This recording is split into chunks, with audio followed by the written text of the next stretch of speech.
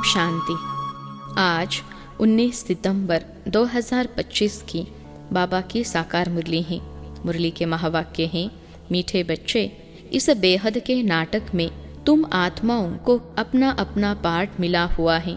अभी तुम्हें यह शरीर रूपी कपड़े उतार घर जाना है, फिर नए राज्य में आना है। प्रश्न है, बाप कोई भी कार्य प्रेरणा से नहीं करते, उनका अवतरण होता है। यह किस बात से सिद्ध होता है? उत्तर है, बाप को कहते ही है करन करावन हार। प्रेरणा का तो अर्थ है विचार। प्रेरणा से कोई नई दुनिया की स्थापना नहीं होती है। बाप बच्चों से स्थापना कराते हैं।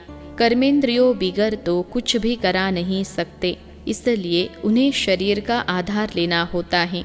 ओम शांति।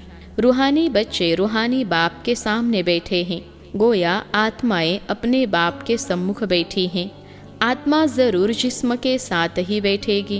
बाप भी जब जिस्म लेते हैं तब ही सम्मुख होते हैं। इसको ही कहा जाता है आत्मा परमात्मा अलग रहे। तुम बच्चे समझते हो ऊंचते ऊंच बाप को ही ईश्वर, प्रभु, परमात्मा भिन्न नाम दिए हैं। परमपिता कभी लौकिक बाप को नहीं कहा जाता। सिर्फ परमपिता लिखा तो भी हर्षा नहीं है। परमपिता अर्थात वह सभी का पिता है एक। बच्चे जानते हैं हम परम पिता के साथ बैठे हैं। परमपिता परमात्मा और हम आत्माएं शांति धाम के रहने वाले हैं। यहाँ पाड़ बजाने आते हैं। सतयुग से लेकर कलयुग अंत तक पाड़ बजाया है। यह हो गई नई रचना। रचता बाप ने समझाया है कि तुम बच्चों ने ऐसे पाड़ बजाया है। आगे यह नहीं जानते थे कि हमने 84 जन्मों का चक्र लगाया है। अभी तुम बच्चों से ही बाप बात करते हैं जिन्होंने 84 का चक्र लगाया है। सब तो 84 जन्म नहीं ले सकते हैं। यह समझाना है कि 84 का चक्र कैसे फिरता है। बाकी लाखों वर्ष की तो बात ही नहीं। बच्चे जानते हैं कि हम हर 5000 वर्ष बाद पार्ट बजाने आते हैं। हम पार्टधारी हैं। ऊंचते ऊंच भगवान का भी विचित्र पार्ट है। ब्रह्मा और विष्णु का विचित्र पार्ट नहीं कहेंगे। दोनों ही 84 का चक्र लगाते हैं। बाकी शंकर का पार्ट इस दुनिया में तो है नहीं। त्रिमूर्ति में दिखाते हैं। स्थापना, विनाश, पालना चित्रों पर समझाना होता है। चित्र जो दिखाते हो उस पर समझाना है। संगम युग पर पुरानी दुनिया का विनाश तो होना ही है। प्रेरक अक्षर भी रॉन्ग हैं। जैसे कोई कहते हैं आज हमको बाहर जाने की प्रेरणा नहीं है। प्रेरणा यानी विचार। प्रेरणा का कोई और अर्थ नहीं है। परमात्मा कोई प्रेरणा से काम नहीं करता, न प्रेरणा से ज्ञान मिलता है।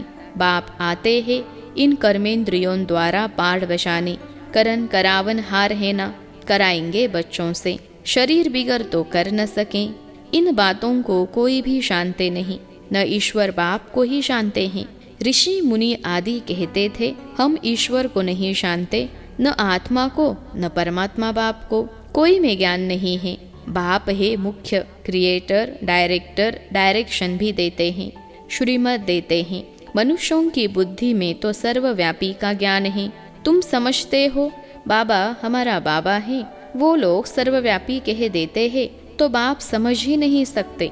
तुम समझते हो यह बेहद के बाप की फैमिली है।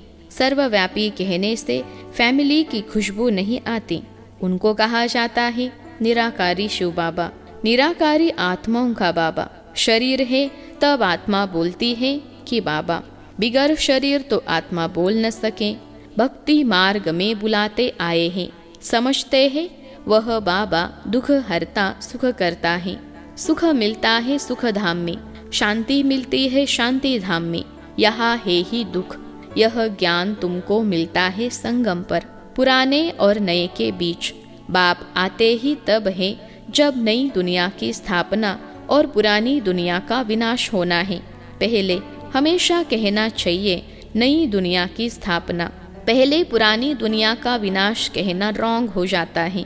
अभी तुमको बेहद के नाटक की नॉलेज मिलती है। जैसे उस नाटक में एक्टर्स आते हैं तो घर से साधारण कपड़े पहन कर आते, फिर नाटक में आकर कपड़े बदलते हैं। फिर नाटक पूरा हुआ तो वह कपड़े उतार घर जाते हैं। यहाँ तुम आत्माओं को घर से अशरीरी आना होता है। यहाँ आकर यह शरीर रूपी कपड़े पहनते हो। हर एक को अपना अपना पार्ट मिला हुआ है। यह है बेहद का नाटक। अभी यह बेहद की सारी दुनिया पुरानी है, फिर होगी नई दुनिया। यह बहुत छोटी है, एक धर्म है। तुम बच्चों को इस पुरानी दुनिया से निकल फिर हद की दुनिया में, नई दुनिया में आना है, क्योंकि वहाँ है एक धर्म। अनेक धर्म, अनेक मनुष्य होने से बेहद हो जाती। वहाँ तो है एक धर्म, थोड़े मनुष्य। एक धर्म की स्थापना के लिए आना पड़ता है। तुम बच्चे इस बेहद के नाटक के राज को समझते हो कि यह चक्र कैसे फिरता है। इस समय जो कुछ प्रैक्टिकल में होता है उसका ही फिर भक्ति मार्ग में त्योहार मनाते हैं।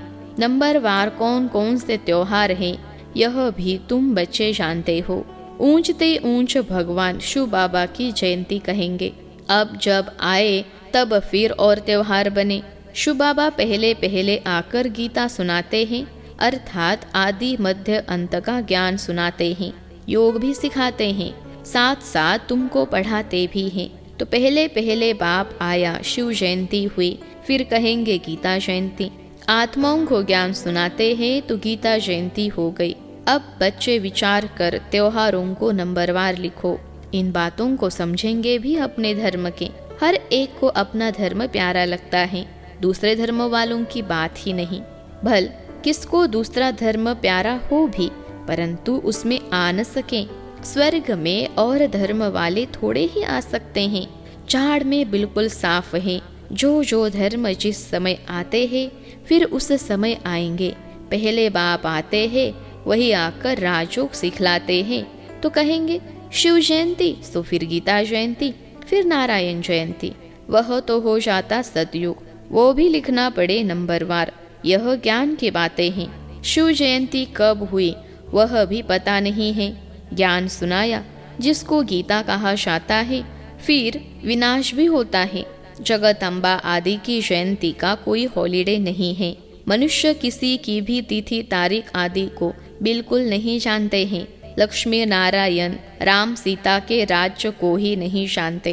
2500 वर्ष में जो आए हैं उनको जानते हैं, परंतु उनसे पहले जो आदि सनातन देवी देवता थे उनको कितना समय हुआ कुछ नहीं जानते। 5000 वर्ष से बड़ा कल्प हो न सके। आधा तरफ तो ढेर संख्या आ गई है, बाकी आधा में इनका राज्य। फिर जास्ती वर्षों का कल्प हो कैसे सकता। 84 लाख जन्म भी नहीं हो सकते। वो लोग समझते हैं कलयुग की आयु लाखों वर्ष है। मनुष्यों को अंधियारे में डाल दिया है। कहा सारा ड्रामा 5000 वर्ष का, कहा सिर्फ कलयुग के लिए कहते कि अभी 40,000 वर्ष शेष हैं। जब लड़ाई लगती है तो समझते हैं भगवान को आना चाहिए, लेकिन भगवान को तो आना चाहिए संगम पर। महाभारत लड़ाई तो लगती ही है संगम पर। बाप कहते हैं मैं भी कल्प कल्प संगम युग पर आता हूँ। बाप आएंगे नई दुनिया की स्थापना, पुरानी दुनिया का विनाश कराने। नई दुनिया की स्थापना होगी तो पुरानी दुनिया का विनाश जरूर होगा। इसके लिए यह लड़ाई है। इसमें शंकर से प्रेरणा आदि की कोई बात नहीं। अंडरस्टूड पुरानी दुनिया खलास हो जाएगी। मकान आदि तो अर्थक्वेक में सब खलास हो जाएंगे, क्योंकि नई दुनिया चाहिए। नई दुनिया थी जरूर। देहली परिस्तान थी, जमुना का कंठा था, लक्ष्मी नारायण का राज्य था, चित्र भी है। लक्ष्मी नारायण को स्वर्ग का ही कहेंगे। तुम बच्चों ने साक्षात्कार भी कराया है कि कैसे स्वयंवर होता है। यह सब पॉइंट्स बाबा रिवाइज कराते हैं। अच्छा पॉइंट्स याद नहीं पड़ती हैं तो बाबा को याद करो।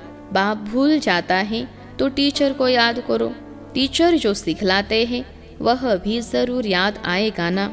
टीचर भी याद रहेगा, नॉलेज भी याद रहेगी, उद्देश्य भी बुद्धि में है। याद रखना ही पड़े, क्योंकि तुम्हारी स्टूडेंट लाइफ है ना। यह भी जानते हो जो हमको पढ़ाते हैं वह हमारा बाप भी है। लौकिक बाप कोई गुम नहीं हो जाता है।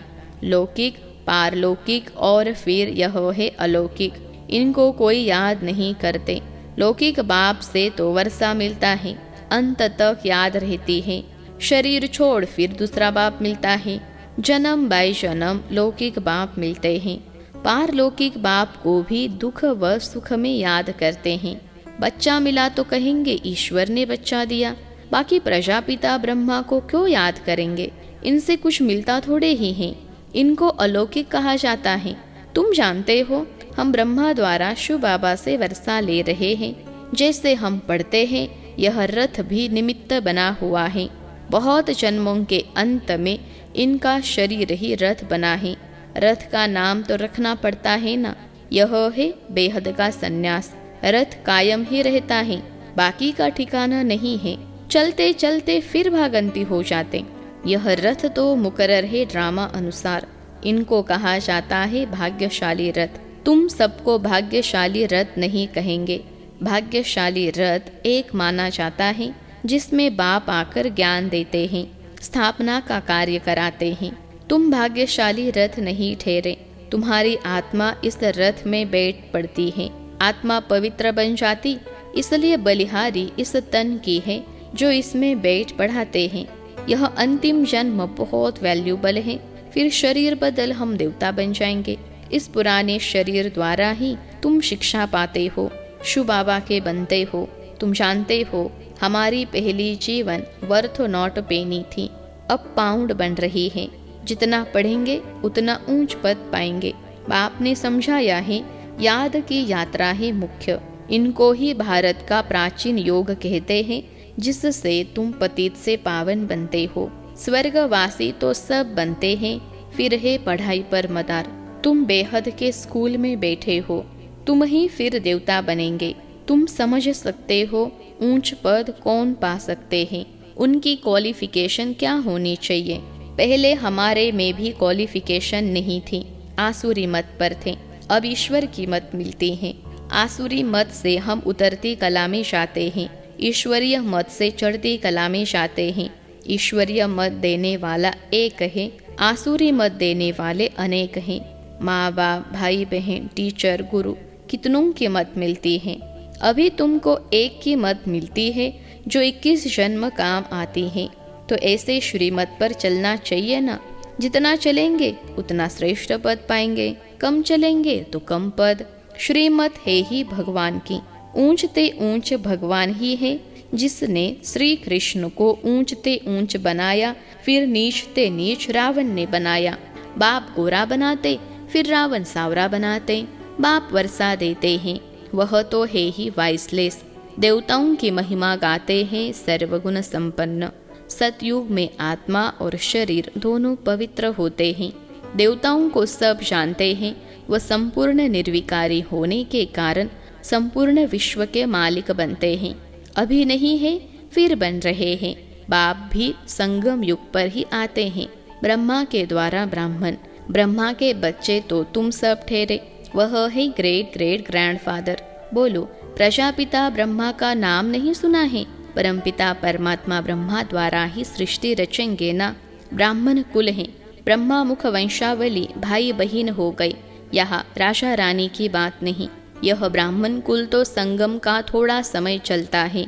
राजाई न पांडवों की है न कौरवों की। अच्छा, मीठे मीठे सिखलते बच्चों प्रति माता पिता बाप दादा का याद प्यार और गुड मॉर्निंग। रूहानी बाप की रूहानी बच्चों को नमस्ते। हम रूहानी बच्चों की सिखलते रूहानी माता पिता बाप दादा को याद प्यार, गुड मॉर्निंग और नमस्ते बाबा नमस्ते। धारणा के लिए मुख्य सार। पहली पॉइंट है, 21 जन्म श्रेष्ठ पद का अधिकारी बनने के लिए सब आसुरी मतों को छोड़ एक ईश्वरीय मत पर चलना है, संपूर्ण वाइसलेस बनना है। दूसरी पॉइंट है, इस पुराने शरीर में बैठ बाप की शिक्षाओं को धारण कर देवता बनना है। यह है बहुत वैल्यूबल जीवन। इसमें वर्थ पाउंड बनना है। आज का वरदान है, सर्व आत्माओं को यथार्थ अविनाशी सहारा देने वाले आधार उद्धार मूर्त भव। सर्व आत्माओं को यथार्थ अविनाशी सहारा देने वाले आधार उद्धार मूर्त भव। विश्लेषण है, वर्तमान समय विश्व के चारों ओर कोई न कोई हलचल है। कहा मन के अनेक टेंशन की हलचल है, कहा प्रकृति के तमोप्रधान वायुमंडल के कारण हलचल है। अल्पकाल के साधन सर्व को चिंता की चिता पर लिए जा रहे हैं, इसलिए अल्पकाल के आधार से, प्राप्तियों से, विधियों से थक कर वास्तविक सहारा ढूंढ रहे हैं। तो आप आधार, उद्धार मूर्त आत्मय उन्हें श्रेष्ठ अविनाशी प्राप्तियों की यथार्थ वास्तविक अविनाशी सहारे की अनुभूति कराओ। आज का स्लोगन है, समय अमूल्य खजाना है, इसलिए इसे नष्ट करने के बजाय फौरन निर्णय कर सफल करो। समय अमूल्य खजाना है, इसलिए इसे नष्ट करने के बजाय फौरन निर्णय कर सफल करो। अव्यक्त इशारे। अब लगन की अग्नि को प्रज्वलित कर योग को ज्वाला रूप बनाओ। जैसे सूर्य की किरणें फैलती है, वैसे ही मास्टर सर्वशक्तिवान की स्टेज पर शक्तियों व विशेषताओं रूपी किरणें चारों ओर फैलती अनुभव करें।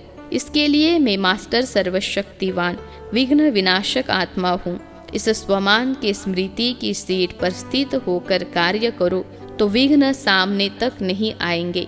अच्छा, ओम शांति।